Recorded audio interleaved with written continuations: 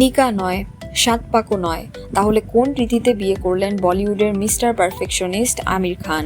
Success के पीछे मत भागो, एक्सेलेंस का पीछा करो। 5 জুলাই দীর্ঘদিনের সঙ্গী গৌরী স্প্র্যাটের সঙ্গে জীবনের নতুন অধ্যায় শুরু করেন আমির। তবে এই বিয়ে ছিল একেবারেই ব্যতিক্রম। কোনো ধর্মীয় আনুষ্ঠানিকতা নয়, বরং রেজিস্ট্রি ম্যারেজের মাধ্যমে বিয়ে সম্পন্ন করেন এই জুটি। শুধু তাই নয়, জাঁকজমকপূর্ণ আয়োজন থেকেও দূরে ছিলেন তারা। নিজের বাড়িতেই খুব ছোট পরিসরে পরিবারের সদস্য আর হাতে গোনা কয়েকজন ঘনিষ্ঠ মানুষকে নিয়েই সম্পন্ন হয় বিয়ের অনুষ্ঠান।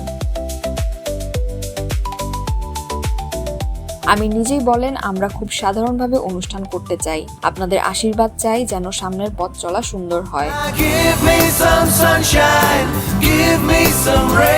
এখন পর্যন্ত পাওয়া তথ্যে বলিউডের বড় কোনো তারকার উপস্থিতিও ছিল না এই আয়োজনে। তবে আমির নিশ্চিত করেছেন তার সন্তানরা এই বিশেষ দিনে তার পাশেই ছিলেন। উল্লেখ্য, এটি আমির খানের 3য় বিয়ে।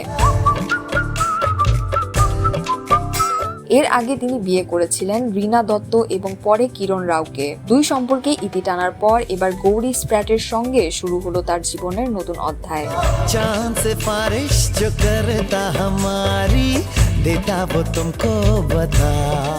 আপনার কি মনে হয়, এত বড় একজন তারকার বিয়ে এভাবেই ছোট পরিসরে হওয়াটা কি ভালো সিদ্ধান্ত? কমেন্টে আপনার মতামত জানাতে ভুলবেন না। ভিডিওটি ভালো লাগলে লাইক, শেয়ার এবং সাবস্ক্রাইব করুন চ্যানেল ওয়াশিংটন বাংলা এন্টারটেইনমেন্ট।